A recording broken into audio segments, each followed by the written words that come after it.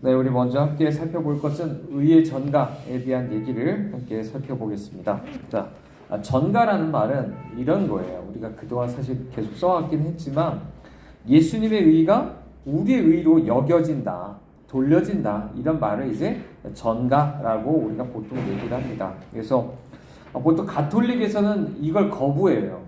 전가라는 걸 거부하고 사실 오늘날에 심지어 개신교 안에서도 이런 걸 거부하는 사람들이 종종 있습니다. 그래서 예를 들어 뭐 혹시 들어보셨는지 모르겠죠. 톰 라이트라는 사람이 있어요. 이 사람이 상당히 책을 많이 써서 약간 이제 책을 많이 읽는 분들은 조금 알 법한 분들인데, 자, 이런 분들은 예수님 때문에 내 죄가 사함은 받는다.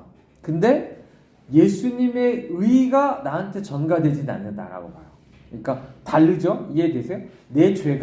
나의 죄가 예수님 죽으셔 내 죄가 용서는 받아. 근데 주님의 의가 내게 전가되는 건 안 된다. 이렇게 이제 보는 거예요. 근데 우리가 생각하는 건 조금 다르다. 그죠? 우리는 용서도 받을 뿐 아니라 주님의 의가 나에게 전가가 된다. 우리는 이렇게 믿는 거예요. 이것을 좀 기억하시면 좋겠고. 자, 물론 어렵게 뭐 예수님의 능동적인 수동적의 뭐 이런 것들을 분명히 이런 것들이 이제 용어가 있어서 바울이 가르치고 있는 것들 우리에게 그걸 잘 설명을 해줄 수 있는데 어떤 사람들이 이런 말을 쓰진 않으면서도 그런 것들이 다 개념을 지지하는 사람들도 있고 그것을 실제 믿는 사람들도 있어요. 그래서 말 자체가 중요한 것은 아니고 중요한 건 이런 거죠. 예를 들어 자 루터 같은 경우도 이렇게 얘기했거든요. 우리의 모든 의가 예수님 안에 있다. 그죠? 나한테 있는 게 아니라 예수님한테 있다. 그렇기 때문에 믿는 자들은 어떻죠? 주님과 결혼했기 때문에 예수님께 속한 모든 게 믿는 자에게 내가 속하게 되는 것이다. 공유하게 되는 것이다. 거기에 의도 있는 것이다. 이렇게 이제 보통 설명하는 거죠. 자, 우리가 함께 살펴본 말씀은 로마서 5장 12절에서 19절 말씀인데요. 자, 여기서 이렇게 얘기하는 거예요. 사람들은 아담하고 연합해서 아담 안에 있을 때는 죄인이에요. 모든 사람이 자연적으로 태어나면 다 그렇게 되어 있습니다. 모든 사람이. 그죠? 자, 그런데 예수님을 그 사람이 믿었어요. 그런 예수님과 연합해서 그분 안에서 의롭게 되는 것이다. 라고 성경이 우리에게 얘기를 해주고 있는 거죠. 자, 우리가 함께 읽은 18절 말씀 같은 경우는 바울이 이렇게 말하는 거죠. 예수 그리스도의 한 의로운 행위. 그죠? 그 의로운 행위가 예수님에게 연합된 사람들, 예수님 안에 있는 모든 사람들에게 뭘 가져다 준다? 의롭다 하심을 받아서 주님 앞에 그 사람을 다 생명이 이르게 한다라는 것들을 우리에게 얘기를 해주고 있습니다. 자, 그 의로운 행위라는 건 뭐냐면 물론 제일 중요한 게 뭐죠? 의로운 행위. 말 그대로 십자가에서 죽으신 게 제일 중요하겠죠. 하지만 그렇지만 예수님이 그 전체 33년 동안의 삶 자체가 하나님 앞에 말씀에 온전히 순종한 의로운 삶이 아니었다면 예수님의 죽음이 또 그렇게 소용이 있는 것이 아니죠. 그렇기 때문에 이 두 가지가 다 중요한 거예요. 33년 동안 정말 우리가 지난번에 얘기했던 것처럼 에녹 외에는 하나님 기쁘시게 한 사람이 없다고 했잖아요. 그렇죠? 하나님 외에는 사실 예수 그리스도 외에는 하나님 기쁘시게 할 만한 사람이 없어요. 의인이라고 말할 만한 사람이 없어요. 정말 주님 그렇게 33년 사셨죠. 하지만 또 죽으심조차 십자가를 통해서 실제 주님이 의롭게 지금 죽으셨다라는 것들을 보여줍니다. 그래서 예수님과 우리 연합을 할 때 그분의 의로운 그 모든 것, 삶을 통해서 죽음을 통해서 나타내시고 모든 그 의가 바로 내 것으로 여겨진다. 나에게 돌려진다. 이게 바로 의의 전가다라고 우리가 말을 할 수가 있는 겁니다. 그래서 여기서 이제 바울 같은 경우는 주로 어떻게 얘기하냐면 예수님 분명히 율법에 순종을 하셨어요. 하지만 단순히 율법에 순종한 것 이상으로 하나님에게 순종했다라는 것들을 상당히 강조해서 얘기를 해주고 있습니다. 그래서 우리는 다시 한번 생각해 봐야 돼요. 우린 둘 중에 하나입니다.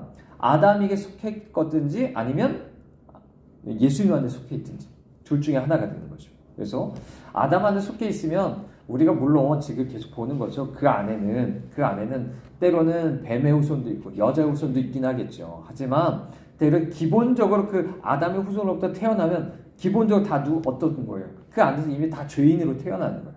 아무리 악이어도 그죠? 다 죄인으로 태어나고 그 안에 다 죄가 섞여 있는 사람으로 나온다라는 것들을 우리가 볼 수가 있는 것입니다. 그렇기 때문에 자, 우리는 여기서 계속 얘기하는 것처럼 아담하고 연합되어 있기 때문에 어떤 게 우리는 무조건 그대로 살면 그대로 살아서 마침내 하나님의 심판대 앞에 서요. 그 사람이. 그러면 어떻게 돼요? 당연히 유죄 선고를 받는 거예요. 그 사람이. 유죄 선고를 받고 영원한 죽음, 그죠? 지옥에 가게 될 수밖에 없다라는 것들을 얘기를 해주고 있는 것이고, 반대로 이제 예수 그리스도를 믿는 믿음 안에서 아담에게 속했던 것에서 예수님께 속한 자로 옮겨가면 그게 바로 내가 최후의 날에 예수님 하나님 앞에서 이제는 내가 무죄하다라는 선언을 받고 우리 흔히 얘기하는 것 새 예루살렘에 들어가게 되는 것이다 라고 우리에게 얘기를 하고 있는 것입니다. 그래서 우리 다시 한번 기억해야 되지만 예수 그리스도 연합 안에서 주님께 속한 모든 것을 내가 받아들여서 내가 누리는 거다라는 것들을 다시 한번 기억하시길 바랍니다.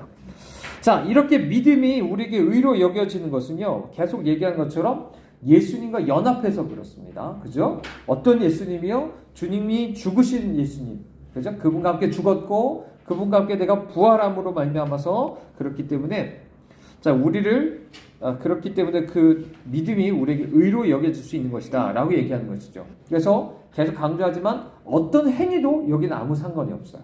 그죠? 어떤 행위가 어떤 사람이 큰 죄를 저질렀든 적게 저질렀든, 그죠? 아니, 그것이 많든 적든 이와 상관없이 오직 믿음으로 되는 것이다. 그리고 그 믿는 자들 구원하는 것조차도 나의 믿음 자체가 행위가 아니라 그것은 중요한 것은 나의 믿음의 대상이신 하나님과 예수 그리스도가 중요하다라는 것을 다시 한번 말씀드립니다. 그래서 로마서에서 계속 반복해서 얘기하는 거 그거죠. 십자가에 못 박혔다가 죽으신 살아나신 예수 그리스도. 실제 그렇게 정말 그 예수 그리스도 다시 일으키신 하나님을 믿는 마음, 그게 바로 주님께서 우리에게 말씀하신 그런 믿음이다라고 우리가 말을 할 수가 있는 것입니다.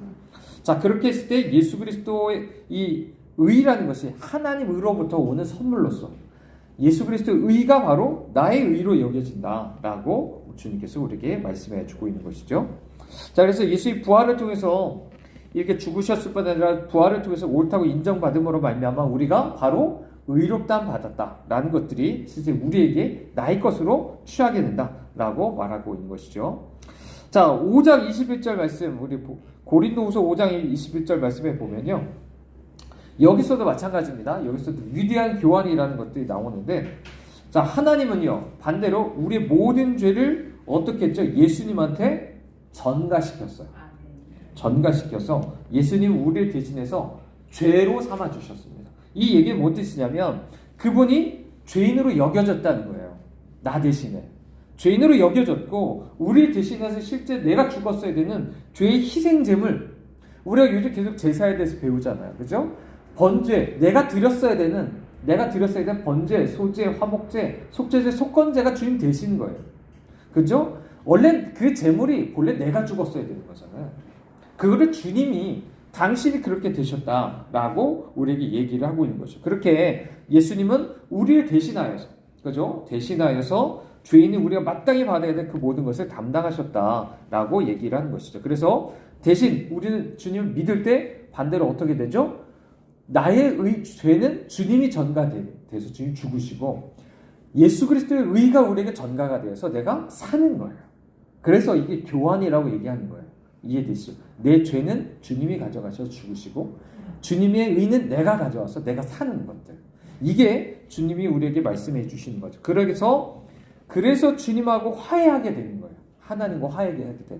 내게 속한 게 아니라 예수님이 그렇게 우리에게 의가 되어주셔서 전가시켜 주셔서 우리가 화해하게 된다라고 말할 수 있죠. 고린도전서 1장 30절도 마찬가지입니다. 여기서도 자, 예수 그리스도가 우리의 의와 지혜와 의와 구속함과 거룩함에 대해서도 얘기를 하고 있어요. 근데 여기서도 마찬가지죠. 하나님 아들 예수 그리스도 안에서 주님이 나에게 물론 의가 되어 주실 뿐 아니라 지금 지혜와 구속과 거룩함, 이 모든 것이 우리에게 되어 주신다라는 것을 우리에게 말씀해 주고 있는 것입니다. 그렇기 때문에 주님은 말 그대로 우리의 모든 것 되어 주시는 거예요. 모든 것 띄워주세요. 구원에 있어서 지혜와 정말 우리의 기본적 의로부터 시작해서 거룩함과 구속함, 보통 이것을 구원의 전 과정이라고 말할 수 있잖아요. 이 모든 것 주님이 되어주신다라는 것들을 우리가 기억을 할 수가 있습니다. 그래서 말 그대로 우리 예수님이면 정말 되는 거예요. 예수님이면 정말 되는 거예요. 그분 안에 하나님 모든 것을 다 담아두셨고 주님과 믿음으로 연합하기만 하면 되는 거죠. 그것이 단순히 우리가 영적인 어떤 신앙과 관련된 것만이 아니라 정말 주님은 모든 것을 다스리시는 분으로서 저 예수 그리스도 안에서 내가 하나님의 아들로서 정말 그분의 자녀로서 마땅히 하나님의 모든 공급하심과 인도와 지혜, 지키심과 이 모든 것을 받을 수 있는 것도 주님 아니죠. 그러니까 얼마나 이것이 놀라운 것인가를 다시 한번 우리가 생각을 해보게 되는 것입니다. 물론 어떤 사람들은 그럴 수도 있어요. 이게 하나님의 법정에서 이렇게 의롭다고 선언한 것을 인간의 법정에다가 비교를 하면 조금 이해가 안 될 수도 있어요. 왜냐하면 보통 인간의 법정에서는 생각해 보세요. 어떤 죄인을 의롭다고 하는 게 말이 됩니까? 의롭다고 해봐요. 그러면은 그런 거는 오히려 정의를 왜곡하는 거죠. 그렇기 때문에 그건 하나님께도 미움받고 오히려 하나님께서 오히려 그런 걸 다 혐오하신다라는 것을 분명히 말할 겁니다. 근데 어떻죠? 하나님의 법정에서는 그런 일들이 일어나요. 그죠? 죄인이 의롭다고 하는 선언이 우리에게 일어나고 있는 것입니다. 보통 인간 법정에서 재판관들이 어떻습니까? 어떤 다른 사람 죄인이 감당해야 될 형벌을 내가 대신 받겠다. 네? 저 죄인이 죽었어야 되는데 내가 대신 죽겠다. 라는 조건으로 해가지고 그 죄인한테 그렇다고 해서 그것을 허용하지도 않겠지만 허용한다고 해서 그 사람을 무죄라고 선고하지도 않습니다. 그거는 옳지 않다고 생각하겠죠. 왜 저 사람이 죽어야 되냐. 이런 얘기를 할 겁니다. 근데 이 놀라운 신비가 바로 하나님의 법정에서 일어나고 있다는 거죠. 하나님 당시 사랑 안에서 예수님을 우리에게 보내주셔서 우리 대신해서 고난받게 하시고 그로 인해서 우리를 의롭다고 선언하기로 주님 하신 거죠. 그렇기 때문에 인간의 법정하고 이건 다른 거예요. 하나님의 법정에서 이런 일들이 일어나는 것이고 마땅하게 이것에 대해서 우리는 감사할 수 있어야 된다라고 우리가 볼 수가 있습니다. 자, 먼저는 우리가 의의 전가에 대한 얘기를 우리가 함께 했는데요. 자, 이해되시겠죠? 이 전가라는 건 연합이라는 거랑 뗄래야 뗄 수 없는 거예요. 그냥 예수님하고 나하고 아무 상관없는데 뭐 주님의 의가 내게 되고 이게 아니라 주님하고 연합이 되어서 말 그대로 주님과 한 몸이 된 거예요. 말 그대로. 아까 뭐 루터가 결혼에 대한 얘기했던 것처럼 그렇게 됐기 때문에 말 그대로 주님 안에서 내가 신부된 자로서 그분에게 있는 모든 걸 누리는 거예요. 네, 이런 것들을 우리가 또 기억하셔야 됩니다. 자, 우리 하나 더 살펴볼 건 칭의에서 선행의 역할에 대한 건데요. 자, 우리가 좀 교리적인 부분은 여기까지 오늘 이 부분까지 우리가 함께하면 좀 마무리될 것 같고 다음 주는 좀 오늘날에 좀 어떤 뭐라 해야 될까 우리가 좀 주의해야 될 것들을 조금 더 살펴볼 텐데 자, 이 칭의에서 선행의 역할을 함께 봅니다. 자, 행함이죠. 행함에 대한 얘기인 거예요. 자, 행함에 대해서 여러분 조금 오해하실 때가 있을 수도 있어요. 행함이 정말 예수님을 믿는다고 하는 삶에 있어서 행함이 꼭 있어야 되는가? 아니면 내가 구원받는 데서 그것이 꼭 필요한가? 무슨 역할을 하는 것인가? 이런 어떤 생각들을 조금 할 때가 있어요. 그냥 잘못 생각하면 이신칭이라고 하니까 오직 믿음만 얘기하고 행함이란 건 더 이상 필요 없는, 그러니까 도덕 폐기론자라고 하죠. 더 이상 어떤 도덕도 없어도 된다. 법도 필요 없고 내 마음대로 살아도 된다. 라고 생각할 때가 있어요. 이건 사실 이단적인 생각인 거죠. 잘못된 거예요, 이거는. 물론 우리가 그동안 이제 칭이라는 것과 이 행함이 따르는 것, 이런 것들이 조금 구분은 했어요. 구분은 했지만 그렇다고 해서 이걸 무시하는 게 아니에요. 이해되시죠? 그러니까 이걸 따로 얘기하는 거는 여러분이 헷갈리지 않기 위해서 그런 거예요. 내가 행위로 구원 못 받는다. 오직 믿음만으로 된다라는 걸 먼저 한 것이고, 이 믿음만으로 된다고 하지만 이 믿음은 결국에 이것이 행함으로 나오게 됩니다. 그것을 증거하는 것이다. 라는 것들을 우리가 반드시 우린 기억을 하셔야 됩니다. 그래서 표면적인 믿음, 이것만으로는 구원받을 수 없어요. 그냥 그런 것으로 최종적인 나중에 심판날에 아무런 도움이 되지 않는다라는 것들을 우리 생각해야 됩니다. 표면적인 믿음이란 게 뭐냐면 이런 거예요. 예를 들어 우리가 지금 수요일날마다 계속 교리를 배웁니다. 그죠? 교리를 배우고 어떤 세계관을 배우고 해요. 근데 거기에 대해서 저거 옳다. 내가 지적으로 내가 동의를 하고 내가 그것을 옳다고 생각하고 막 내 신념으로 가져요. 그건 믿음이 아니에요. 사실은. 그건 믿음이 아닙니다. 그냥 지적으로 동의한 거예요. 그냥 그리고 그 사람은 어떻게 보면 믿는다고 말도 하겠죠. 말도 하고 그걸 어떤 사람들한테 이게 옳다고 주장도 할 수 있어요. 그게 믿음이 아니에요. 그거는 구원받는 믿음이 아닙니다. 행함이 없는 믿음은요, 말 그대로 종말론적 하나님의 심판 안에서 아무것도 건져주지 못해요. 행함에 따라야만 되는 진짜 그 믿음이다 라고 얘기하는 거죠. 우리 거기에 대한 가장 쉬운 예가 바로 귀신의 믿음이죠. 귀신. 사실은 귀신은요, 아마 당대에 있었던 다른 어떤 사람보다 예수님 많이 알아서 정말 많이 알았어요. 네. 어떤 사람보다 더 많이 알았어요. 근데 귀신은 예수님 믿지 않아요. 그러니까 지옥 갑니다. 이해되시죠? 그러니까 반드시 믿음에 있어서는, 물론 믿음을 위해서는 바른 지식이 필요해요. 그죠? 왜냐면 잘못된 걸 알아봐요. 그럼 잘못된 믿음을 가지게 됩니다. 그리고 내가 몰라요. 모르면 믿음을 가질 수가 없어요. 분명히 아는 건 필요합니다. 그것 자체를 무시할 수 없어요. 그렇지만 지식 가지고서 구원받는 건 아니에요. 내가 그걸 동의했다고 해서 구원받는 게 아닌 거예요. 그러면 참된 믿음이라는 건 뭐냐면 말 그대로 이거는 살아서 활동하는 거예요. 뭔가 생명체처럼 그런 것이고, 그렇기 때문에 거기엔 반드시 결과물을 내는 거예요. 예를 들어 볼까? 여러분, 내가 병원에 갔어요. 내가 의사가 정말 의사를 신뢰해요. 의사를 신뢰하니까 그 사람이 주는 약을 받아 먹어요. 내가 믿는다고 하면서 약을 안 먹어요. 그러니까 거짓말이죠. 안 믿는 거예요, 사실은. 그죠? 예를 들어 비가 온다고 하면서 우산을 가지고 나가야지 진짜 믿는 거예요. 그잖아요. 이해되시죠? 그렇게 행동에 따라야 된다는 거죠. 자, 결함이 있는 믿음에 대해서 우리가 먼저 생각해 봅시다. 자, 이와 같이, 자, 마태복음에서 함께 생각해 볼게요. 먼저 마태복음 13장에서 보면 여러분 잘 아는 네 가지 밭의 마음 밭에 대한 얘기를 합니다. 자, 여기서도 우리가 아는 것처럼, 자, 우리가 아는 것처럼 네 가지 밭이 있지만요, 오직 열매를 맺는 것은 오직 좋은 밭만 맺습니다. 자, 그 얘기는 뭐죠? 나머지 밭은 진짜 믿음이 아니라는 거예요. 진짜 믿음이 아니에요. 다 물론 길가는 아예 믿음이 있지도 않았어요. 근데 돌밭이나 가시밭 같은 경우는 믿는 것처럼 보였어요. 믿는 것처럼 보여요. 다 믿는 것 같아요. 근데 환란이 있는데 그 믿음이, 환란 앞에서 그 믿음이 가짜라는 게 드러나요. 그죠? 이거 세상의 재리의 유혹과 뭐 이런 것들 때문에 또 그 사람의 믿음이 또 질식돼요. 그것도 믿음이 아닌 것으로 드러나는 거예요. 진짜 믿음은 뭐냐? 열매를 맺는 거다. 라는 것으로 드러나는 거죠. 그렇기 때문에 그냥 지금의 모습으로는 모르는 거예요.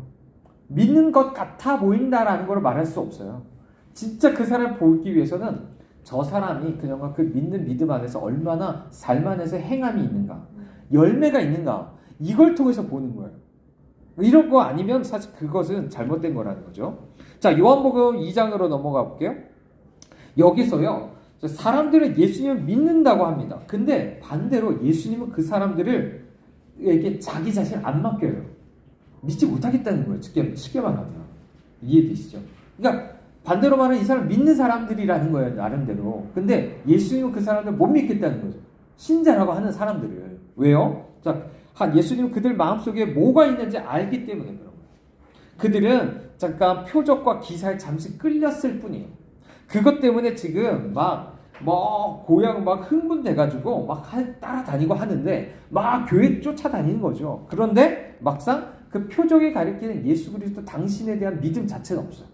그냥 표적을 쫓아다니는 거예요. 광적으로. 그것 때문에 우리가 그것들 가지고서 믿음이 있다고 말하지 않습니다.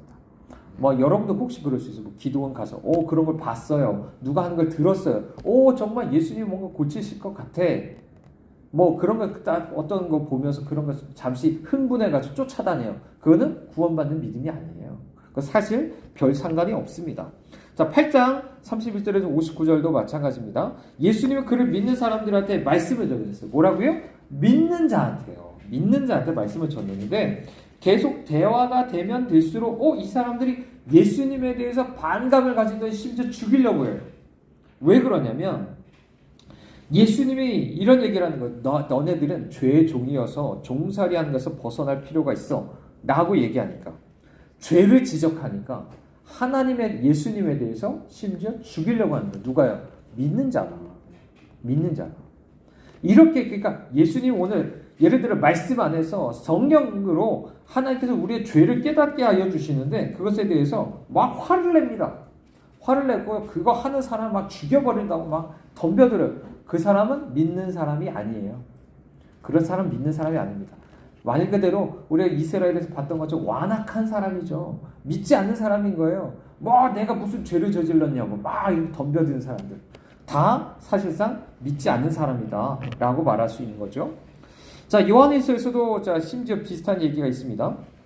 전에 이 교회가 연합되어 있었던 교회 안에서 어떤 일부가 새로운 집단을 형성해서 떠나게 되는 것들을 이제 말을 하죠. 그 사람들은 이 교회 안에 있을 때는 믿는 자로 보였을 거예요. 그리고 심지어 어떤 사람들은 교회 지도자로도 활동했을 텐데 어떻죠? 떠남으로 말미암아서 쟤네는 쉽게 말하면 믿는 자가 아니다. 이단이다 라는 것들이 이제 드러나기 마련인 거죠. 그렇기 때문에 어떤 교회 안에 진짜 참된 교회 안에 속한 것도 너무나 중요해요.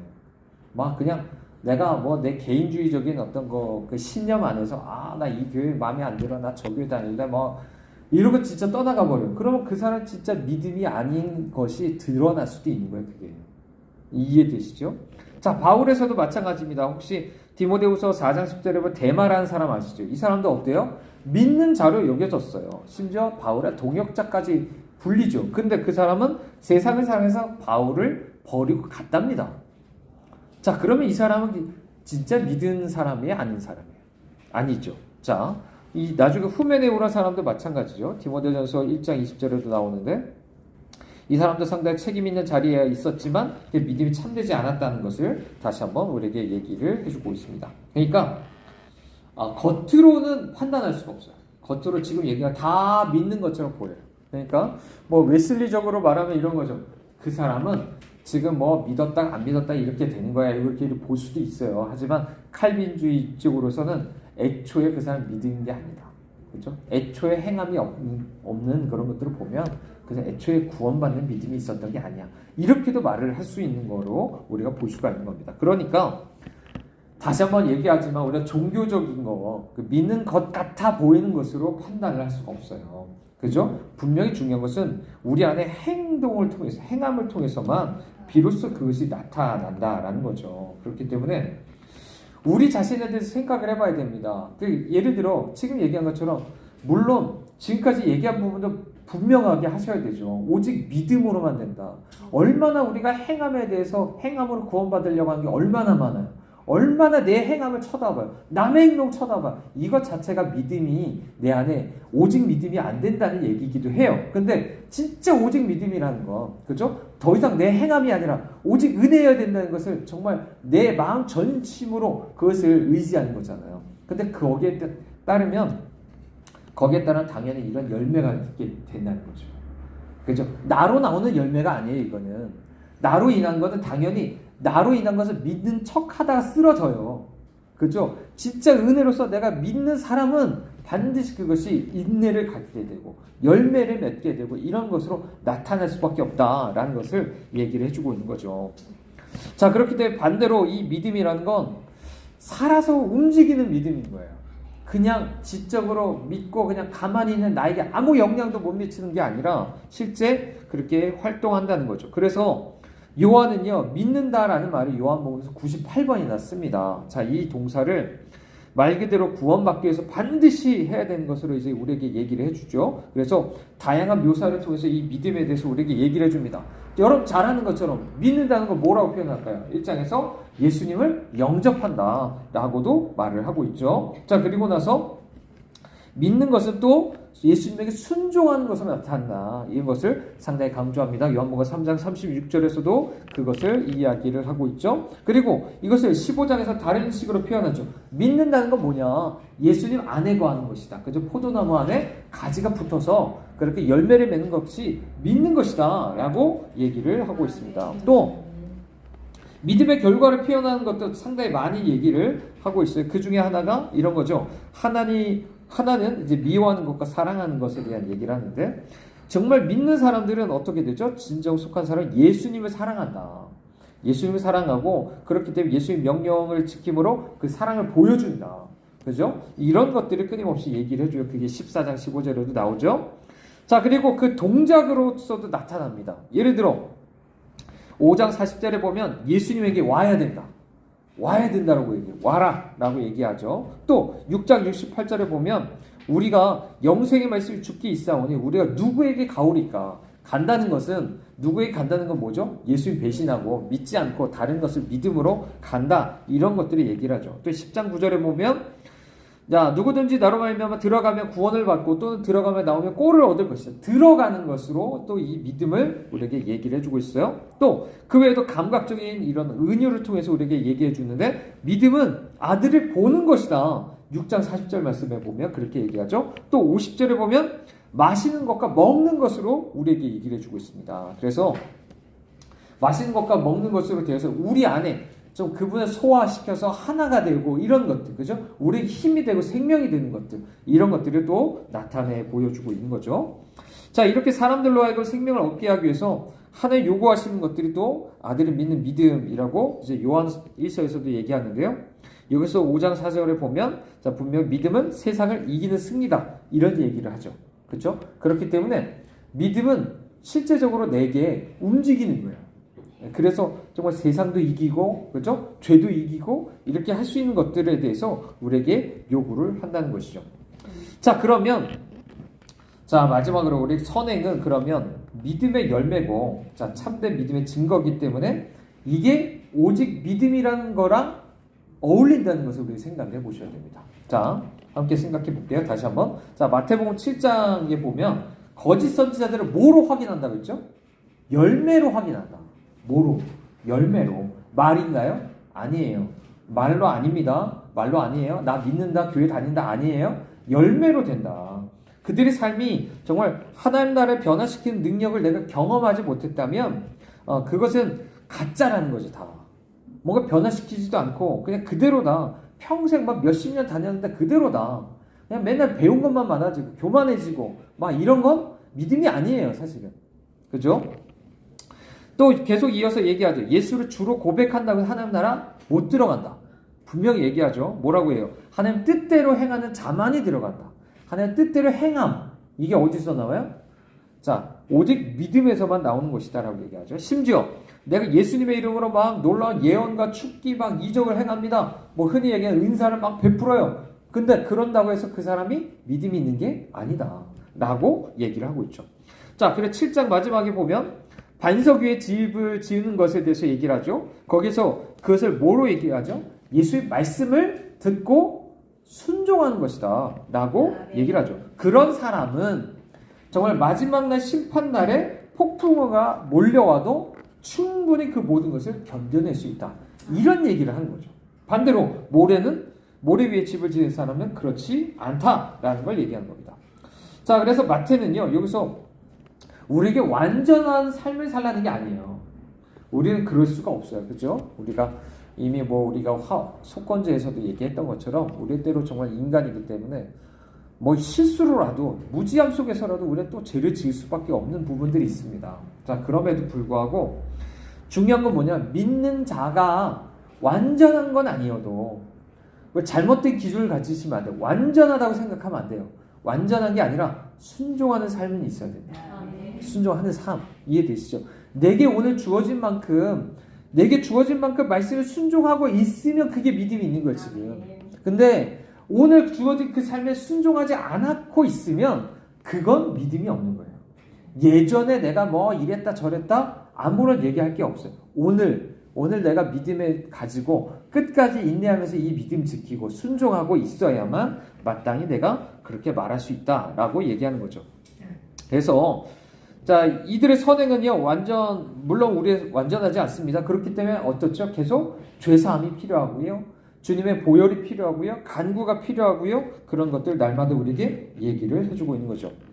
자, 요한복음, 요한서신도 마찬가지입니다. 여기서도 영생을 얻기 위해서 계속 우리 믿는 것도 중요하고 또 한 가지는 행함이 필요하다는 것도 계속 얘기합니다. 그래서 요한은 아들을 믿는 자에게 영생이 있다고 말하면서 동시에 아들에게 순종하지 않는 자는 하나의 진노 아래 있대요. 이해되시죠? 그렇기 때문에 결국에 믿는다는 것 곧 순종이라는 말이랑 거의 똑같이 보고 있는 거예요. 믿으면 곧 순종한다. 이렇게 얘기를 하고 있는 거죠. 그렇기 때문에 자신이 자, 우리가 정말 새 생명을 얻었다. 여기서도 우리 18절에서 생명 얘기했죠. 내가 정말 새로운 생명 얻었다. 아담 안에 있었던 그 본성 말고 예수님 안에 있는 새로운 생명, 주님께 내가 접붙임 받아서 내가 받은 그 새 생명이 있다면 어떻다? 그것을 확인하고 싶다면 어떻게 된다? 당장 순종하면 되는 거예요. 순종하면 되는 거예요. 그렇지 않은 사람들은 거짓말쟁이입니다. 내가 스스로 내가 믿고 있다고, 구원받고 있다고 얘기를 하고 있는 거죠. 물론 우리가 어떤 여기서도 이제 가정하는 것처럼 우리가 전혀 뭐 죄를 안 저질렀다 이렇게 말할 수 있는 사람은 없어요. 이게 1장 8절 10절에서 얘기하죠. 그렇기 때문에 우리는 정말 주님 앞에 죄인이라는 것을 우리 고백할 수 있어야 됩니다. 하지만 진정으로 우리가 또한 하나님을 알기 때문에 새 생명 속에서 살아가야 돼요. 의로운 삶을 사셔야 돼요.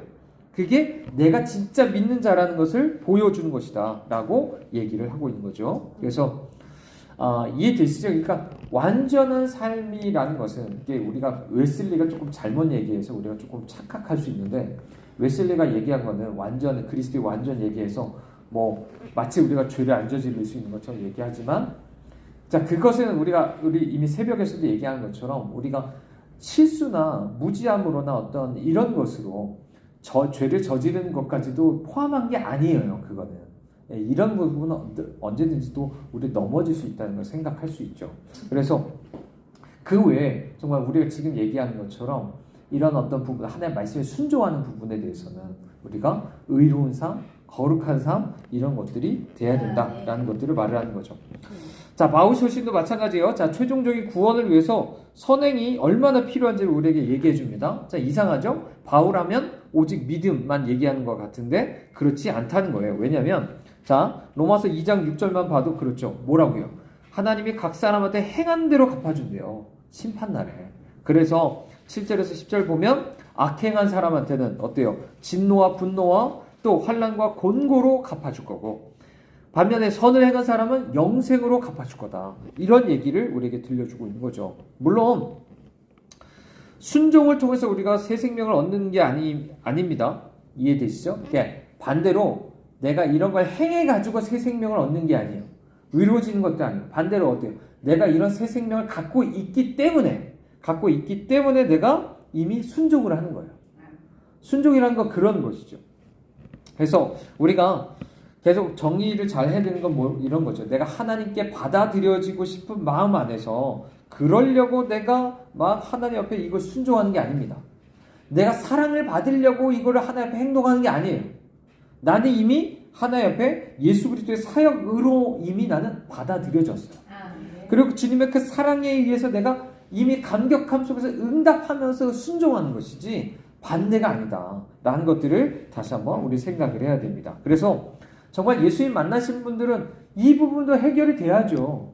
예수님 만났는데 아직도 하나님 앞에서 아니면 사람들이 날 안 받아준다, 날 안 사랑한다 라고 거기에 집착하는 사람들은 사실상 그런 사람은 진정한 순종이 되기가 어려워요. 왜요?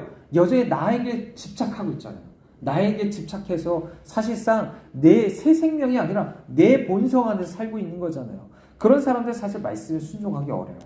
사실은 그런 것처럼 보일 수는 있죠. 하지만 여전히 행위로 사는 거예요. 그 사람은. 나는 아직도 못 믿는 거예요. 내가 하나님께 받아들여졌다. 예수님 때문에, 내 행함이 아니라 오직 예수님 때문에 내가 받아들여졌다. 이미 나는 사랑받았기 때문에 나는 이미 그 안에서 자유롭다 라는 것을 내가 믿는 사람이라면 그럴 필요가 없어요. 근데 그렇지 않은 사람 여전히 내가 어떻게 하면 하나님께 사랑받지, 어떻게 하면 사람한테 사랑받지 하면서 맨날 행함으로 나가가는 거예요. 이거는 무슨 내적주의나 이런 얘기 아닙니다. 구원에 있어서 반드시 그것도 해결이 돼야죠. 그런 것들이 없다면 사실 계속적으로 얘기하는 것처럼 계속 그런 행함 속에 갇혀 있을 수밖에 없어요. 자, 바울 같은 경우는 은혜를 가장 강조한 게 갈라디아서죠. 여기서도 마찬가지입니다. 5장에 보면은 뭐라고 얘기하죠? 믿는 자들한테 육신 따라 살지 말고 성령 안에 살아라 라고 우리에게 권면을 합니다. 그러면서 뭐라고 얘기하냐면 육신의 일들에 대해서 쫙 나열을 하죠. 그리고 이런 일을 한 사람은 어떻다고요? 하나님 나라 유업으로 받지 못한다라고 얘기해요. 뭐라고요? 여전히 내가 진짜 믿음의 행함이 따라야 되는데 행함이 없는 사람, 계속 육신적으로 행하는 사람, 이런 사람 하나님 나라 못 들어간다 라고 얘기를 하고 있는 거죠. 그러니까 새 생명은 되게 추상적인 게 아니에요. 그냥 지적인 게 아닙니다. 말 그대로 오늘 성령으로 오늘 하루하루를 내가 한 걸음 한 걸음 내가 심고 또 그렇게 내가 행하면서 그 영생을 얻어가는 그 길이 실제 우리 안에 있어야 된다는 거죠. 고린도전서 6장에서도 마찬가지예요. 여기서도 악한 삶은 말 그대로 전에 내가 씻음 받아서 거룩해지고 의롭다함 받은 사람들한테는 전혀 어울리지 않는다. 진짜 내가 믿음으로 내가 의롭다함 받았고 거룩해졌다면 마땅히 거기에는 이런 더 이상 악한 삶을 살아면 안 된다라는 것들을 다시 한번 우리에게 얘기를 해주고 있는 것입니다. 그러므로 참된 믿음은 어떻다고요? 우리를 의롭다고 하나 앞에서 그렇게 선언될 것, 그죠? 그 날에 선언될 것은 이미 부활 안에서 우리가 그것을 누리지만 다 그것으로 끝나는 게 아니라 실제 내 안에 새 생명을 따라서 의롭고 거룩하게 살아가는 그런 것이다. 그게 진짜 믿음이다 라고 말하는 거죠. 자, 마지막 야고보서입니다. 야고보서가 참 오해하기 쉬웠어요. 왜냐하면 이제 야고보서 바울과 달리 행함으로 의롭다함 받는 것처럼 얘기를 하니까 사람들이 되게 오해를 했습니다. 하지만 여기서 말하는 건 그런 거죠.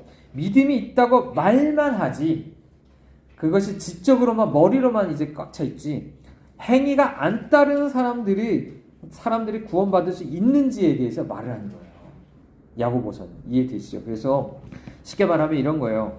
말만인 사람, 지적으로 동의한 사람이 그 사람이 심판날 구원받겠느냐 이거를 지금 물어보고 있는 거죠. 물론 로마 가톨릭은 이걸 그대로 받아들입니다. 행위로 의롭다함 받는 것처럼. 그러니까 행위에 대해서 바울이랑 야곱이 생각하는 게 다르다 얘기하는 거죠. 그래서 바울은 뭐 예식법에 대한 거 아니 야고보서 도덕법에 대한 거다 이렇게 막 얘기를 합니다. 하지만 그렇지 않죠. 바울은 그냥 율법 전체에 대한 우리의 행함 자체에 대한 얘기를 하고 있는 거예요. 다만 바울과 야고보 서로 다른 어떤 배경에서 이걸 쓰고 있는 거죠. 어떻게 해요? 바울은 아까 얘기한 것처럼 내 율법을 지킴으로 나 자신의 행함으로 의롭다함 받으려고 하는 사람한테 쓴 거예요. 그러니까 행함으로는 안 된다. 오직 믿음으로만 된다는 걸 얘기한 거예요. 그리고 야고보서는 반대로 어떻죠? 도덕 폐기론자들, 그러니까 행함도 없으면서 난 믿고 있다고 말한 사람들한테 얘기하는 거예요. 그런 사람들한테 너네 그런 믿음은 죽은 거야, 가짜야, 구원 못 받아 라고 얘기를 하고 있는 거죠. 그렇기 때문에 자, 야고보서가 우리에게 말하는 건 이런 겁니다. 오직 칭의가 믿음으로 말미암는다는 걸 부정하려고 하는 게 아니라는 거죠. 이해되시죠? 그래서 오히려 이런 걸 얘기해요. 구원받았다면서 너네 구원받았다고 하면서 왜 계속 너네 행위는 없어? 너네가 진짜 하나님 앞에 구원받았다고 하면 그리스도의 법을 따라서 살아야 되잖아. 성령 따라 살아야 되잖아. 말씀 따라 살아야 되는데 그것을 따라 살지 않는 것이 있으면서 너네가 어떻게 구원받았다고 얘기하는 거야. 이렇게 얘기를 하고 있는 거죠. 그래서 2장 20절에 보면 참된 믿음은 행위로 결국에 완결된다라고 말을 하고 있습니다. 그래서 아브라함과 라합에 대한 예도 마찬가지죠. 결국 이 사람들이 행한 행위들이 그들이 지닌 믿음의 실체를 보여준 증거로서 우리가 나타나는 것이다 라고 말을 하고 있는 거죠. 결과적으로 뭐죠? 야고보가 얘기한 게 바울이 말한 것과 크게 다르지 않다라는 것을 우리에게 말을 해주고 있는 거죠. 자, 조금 정리가 되시나요? 이 부분이 되게 헷갈릴 수 있는데 우리가 잘 이것을 정리하실 수 있으면 좋겠습니다. 자, 다른 건 아니에요. 적어도 우리가 이 믿음이라는 건 이 부분이 정말 중요해요. 저도 가장 강조하는 부분 중에 하나인데 그동안 교회 안에서 그냥 너무나 복음을 가볍게 생각을 했어요. 복음을 가볍게 생각해서 뭐 사형리 같은 거 복음 딱 읽어주고 난 받아들이겠다고 지적으로 동의하면 오케이 당신 예수 믿었습니다. 그리고 뭐 심지어 세례도 주고 막 했어요. 그런데 문제는 그러다 보니까 교회 안에 사실상 변화되지 않았어요. 행함이 없는 사람들이 너무나 많아요. 예수 믿는다고 해서 아무것도 안 변했어. 그런 사람들이 많다 보니까 그런 것들 때문에 많은 사람들이 또 실망하고 또 시험 드는 것들이 얼마나 많았습니까? 그런 것들을 보면 정말 우리 안에 가장 기본적인 걸 생각해 봐야 되는 거예요. 교회 오래 다녔다? 직분 있다? 사실 아무런 관련이 없어요. 구원하고는. 그 사람이 무슨 내가 뭐 은사를 무슨 경험을 했다? 이것도 아무 소용이 없어요. 구원하고는. 그죠? 진짜 구원받는다는 것은 믿음인데 그 믿음은 오늘 내가 얼마나 깨졌는가. 아까 얘기한 것처럼 내 행위를 의지했던 거 얼마나 깨졌는가. 내 관점이 정말 철저히 다른 사람을 내 자신에 대해 행위에 대해서 바라보고 맨날 그것을 내가 어떻게 하면 사랑받고 어떻게 하면 여기서 뭐 칭찬받고 이러려고 하는 것이 얼마나 깨졌는가. 그리고 거기에서 그만큼 그 믿음에 대해서 얼마나 내가 바뀌었는가. 그죠? 우리 이제 히브리서 5장 말씀에 우리가 얘기하지만 거기서도 얘기하잖아요. 시간이 지나면요. 그만큼 행함이 늘어야 돼요. 생명이라는 건 진짜 내게 생명이 있어요. 물론 처음에는 연약해서 물론 그것들이 그 열매가 조금일 수밖에 없어요. 그리고 그것이 되게 두드러지진 않을 수 있어요. 오히려 아직까지는 육신이 강할 수 있어서 그런 것들이 더 그래 보일 수 있습니다. 그렇지만 진짜로 믿음 안에 있다면 이 새 생명은 계속적으로 자랄 수밖에 없고요. 열매가 점점 더 많아져야 돼요. 예수 믿는다고 하면서 수십 년 다녔지만 똑같다. 이건 새 생명이 없거나 아니면 있어도 성장을 하지 않았다는 거죠.